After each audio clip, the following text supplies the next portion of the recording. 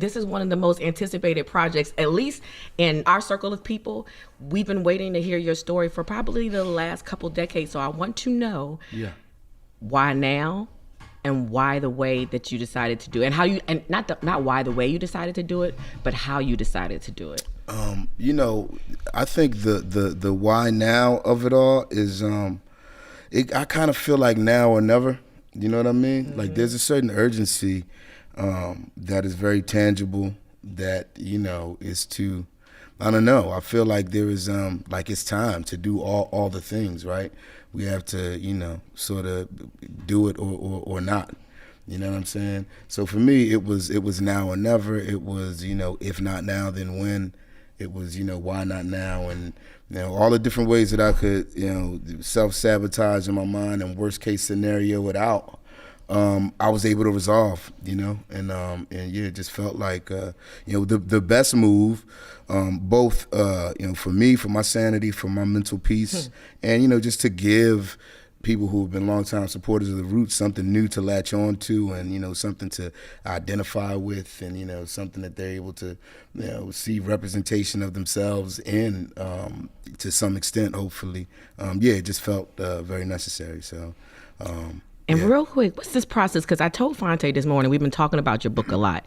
And between May the Lord Watch, his documentary, and The Upcycled Self, they're very special because we are seeing not just two of our favorite artists, two of our favorite MCs, but we are seeing two Black men of certain ages reveal themselves in ways that we may not be used to seeing film-wise and on paper. So when talking to Phonte and knowing that he started his process years ago because the onion has to be peeled, how does that work for you as far as, I'm going to do this book, I'm going to bring this, but I know you had to go through okay, do I want to talk about this? Or how do I want to talk about that? And I ain't going to do that, but somebody had to go to you. No, you have to do that. You have to say these things. How do you do that part?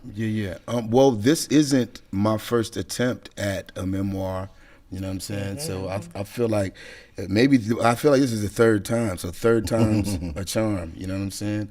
I partnered up with a couple different people, you know, collaborators in the past, and, you know, great minds. And we've got, you know, hours of interview, you know, audio and video stuff. And we took, you know, lots of notes and sort of did all of the, you know, like the groundwork. But yeah, I wasn't able to get through the process in either of those instances. And I think in this dynamic, like between me and Jasmine Martin, Jasmine is from Philadelphia, you know what I'm saying, as am I. We worked together on so many different things over the past, you know, 5 or 6 years or so. We had just did a comparable sort of project for Audible during quarantine in 7 years. So like the bones were there. So it was just about, you know, how were we going to approach it? And we wrote this book the way that we would record an album or work on a screenplay or do anything for musical theater. It was sort of, you know, from the inside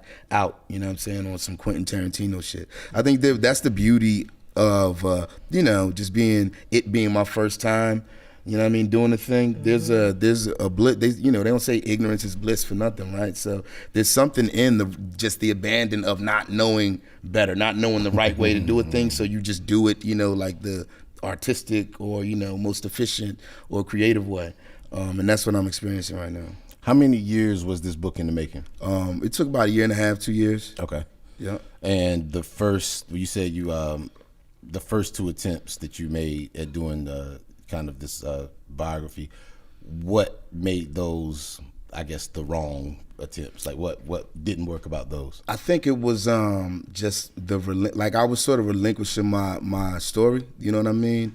And in both of those situations, it was almost as if I was along for the ride because these were two far more experienced authors. And, you know what I mean, people that I had, you know, I still have a great deal of respect for, but they just aren't familiar. Like, you know, no one could tell your story the way you can tell it, you know?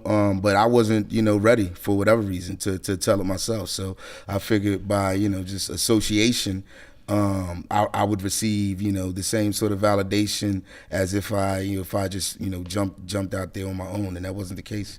And it wasn't ready. You know what I mean? Things happen when as they should, and I don't think either of those, like respectfully, it just wasn't, like the right situation or time. You know what I'm saying? I get it.